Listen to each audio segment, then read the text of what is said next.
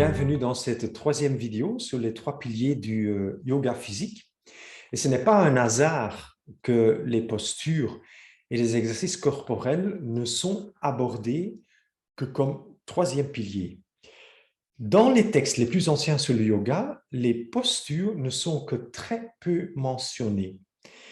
Et après tout, le yoga physique a été conçu et créé comme une préparation à la méditation. Et l'intention était de préparer le corps par une série de postures et d'exercices ciblés afin d'être capable de s'asseoir tranquillement pendant une période plus longue avec un dos droit, en équilibre détendu et sans douleur, pour passer ensuite à une expérience de méditation plus subtile, mais toutefois ancrée dans le corps.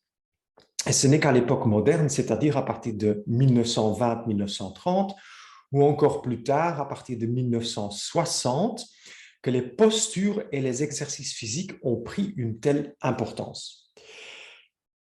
Et c'est parce que le yoga a été aspiré par le boom du fitness occidental, ce qui fait que aujourd'hui, il est plutôt présenté comme une discipline de remise en forme ou encore de sport, avec une vague sauce spirituelle, trempée, oui ou non, dans un peu de folklore oriental superficiel.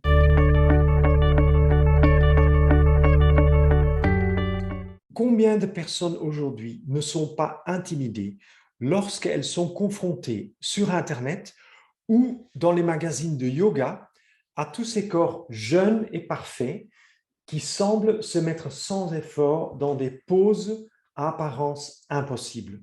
Pour beaucoup, c'est un seuil à franchir pour rejoindre un vrai cours de yoga en direct. Eh bien, voici la bonne nouvelle, le yoga est pour tout le monde. Vous avez un corps unique dont vous pouvez être reconnaissant. Et l'ex-danseuse sur la couverture du magazine de yoga a un corps différent. Vérifiez donc ce qu'il y a dans votre propre assiette. Chaque corps sur cette planète est unique par son histoire, sa taille, ses proportions, son âge et son état de santé. Votre corps d'aujourd'hui, ce n'est pas votre corps d'il y a 10 ans et ce n'est pas non plus le corps que vous aurez d'ici 10 ans. Et votre corps d'aujourd'hui, ce n'est pas le corps que vous aviez hier et le corps que vous aurez demain, car chaque jour est unique.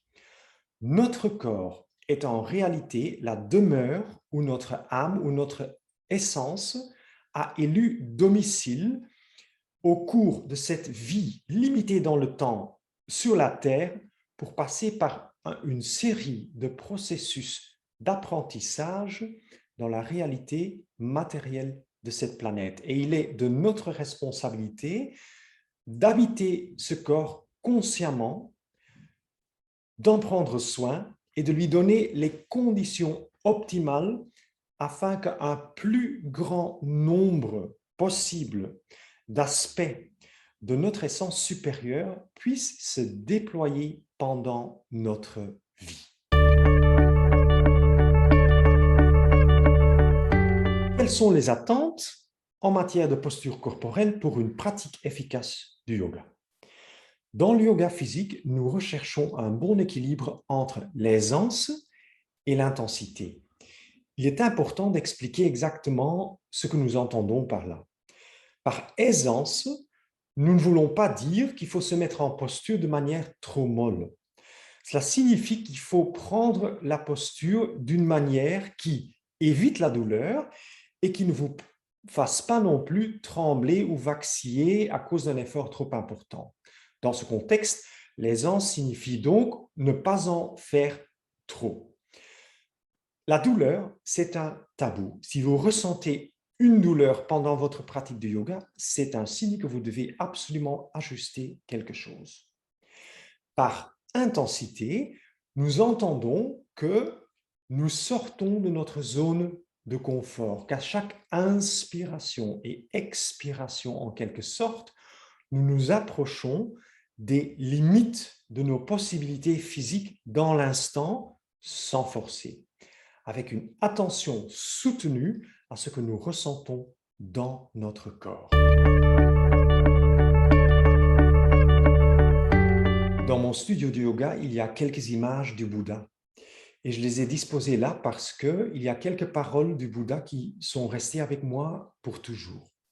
Il a dit à un moment donné, « Ne croyez rien de ce que je vous raconte. Ne vous fiez qu'à votre propre expérience des choses. » Et il en va de même pour les postures de yoga. Entrez dans les postures avec un intérêt sincère pour ce que vous ressentez et expérimentez. Personne d'autre que vous-même ne sait ce que c'est que d'être dans votre corps unique. Vous, vous êtes le gestionnaire et le responsable ultime de votre propre corps physique unique. La posture est un moyen qui vous permet de rentrer dans votre corps et votre corps n'est pas censé être forcé dans une posture parfaite imaginaire. Oubliez donc tout souci de perfection et adaptez vos postures et vos mouvements à ce qui vous convient aujourd'hui.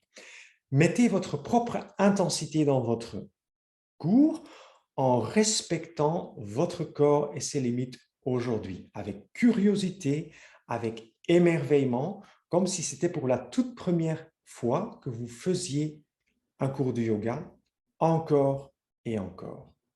Je vous invite aussi à considérer avec quelle attitude mentale vous êtes présent dans votre cours et comment vous vous occupez de votre corps.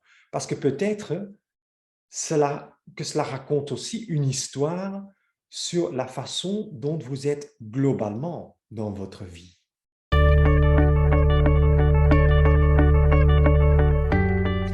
Et voilà, ainsi dans cette troisième vidéo, nous avons vu que les postures physiques du yoga sont un moyen de rentrer dans notre corps, pour mieux nous ancrer dans notre corps et pour prendre pleinement conscience de notre corps et de notre énergie.